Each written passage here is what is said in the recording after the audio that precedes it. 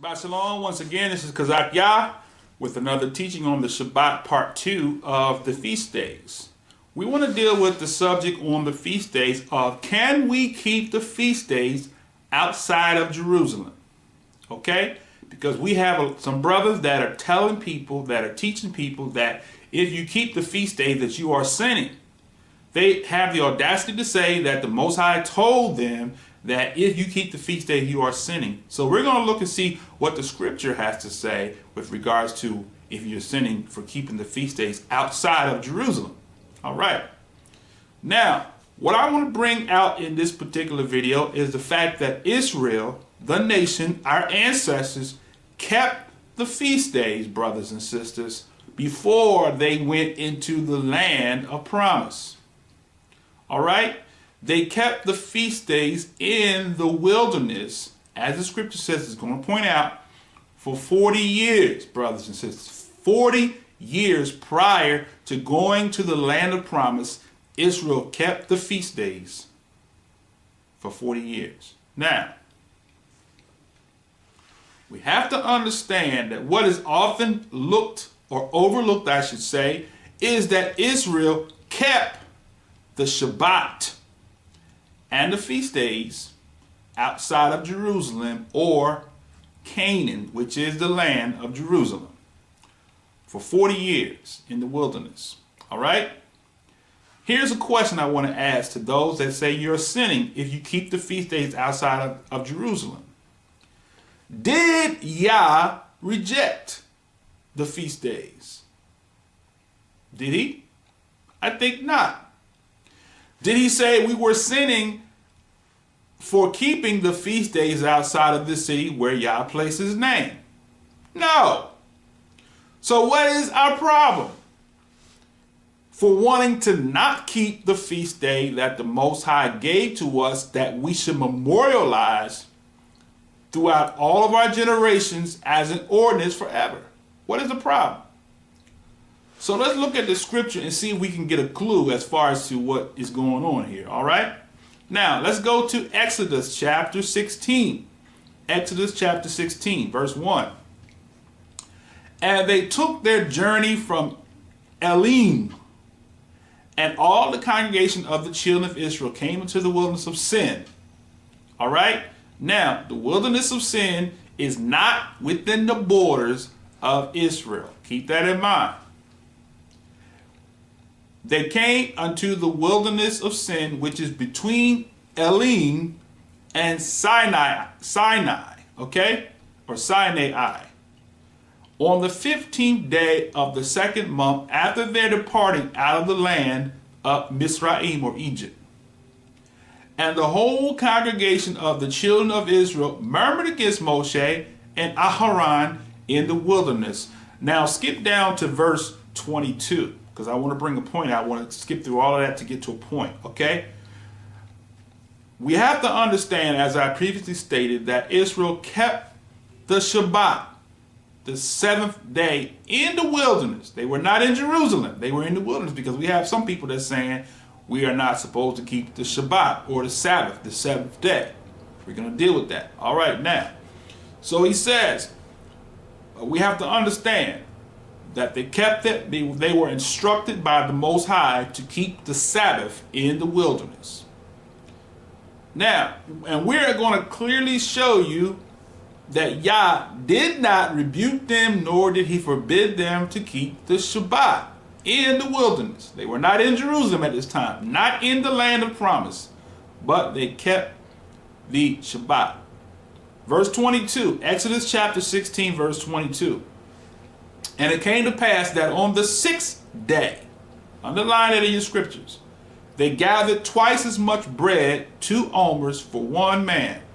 And all the rulers of the congregation came and told Moshe. And he said unto them, this is that which Yahweh hath said. Now you got to understand that this is Yah speaking. This is that which Yahweh hath said. Tomorrow is the rest of the set apart Shabbat. Or the King James says Holy Sabbath, unto Yahweh. He says, bake that which ye will bake today, and see that ye will seethe, or seethe, I should say, that ye will seethe, and that which remaineth over lay up for you to be kept until the morning. Watch this now. And they laid it up till the morning as Moshe bade, and it did not stink, neither was there any worm therein. And Moshe said, eat that today, for today is the Shabbat. Now here's the prophet Moshe telling the people what day it is. He's saying, this is the Shabbat. You are in the wilderness. You are not in your land of promise. You're in the wilderness, but it is still the Shabbat. Just like today, Israelites scattered among the nations. The seventh day comes around, it is the Shabbat. You keep it. It's an ordinance forever. Now let's continue. So he says, Moshe said that this is the Shabbat, verse 25. Today you shall not find it in the field. Verse 26. 6 days you shall gather it, but on the seventh day, which is the Shabbat, in it there shall be none. All right? And it came to pass that there went out some of the people. Watch this now. Stiff-necked, disobedient Israelites. Watch what they did. Of the people on the seventh day for to gather, and they found none. Now, so we have to understand that the Most High was dealing with the stiff-necked Hebrews for violation or breaking his covenant, breaking his ordinance, breaking his Sabbath, his Shabbat. Now, verse 28. And Yahweh said unto Moshe, how long will you refuse to keep my commandments and my laws? So, we have stiff-necked Hebrews who refuse to keep Yah's commands and his laws and say that Yah told them not to keep it. That's what you call a stiff-necked, disobedient Israelite, just like in the scripture here. So Yah says, how long will you refuse to keep my commandments and my laws? See, for that Yahweh hath given you the Sabbath. Therefore giveth you on the sixth day the bread of 2 days. Abide ye every man in his place. Let no man go out of his place on the seventh day. So the people rested on the seventh day. Now, some people will use that verse there to say we are not supposed to go out the house on the Sabbath to keep a convocation. Okay, we're going to deal with that in another session. But that's not true, because he says to have a convocation. We're going to get to that part. All right, now.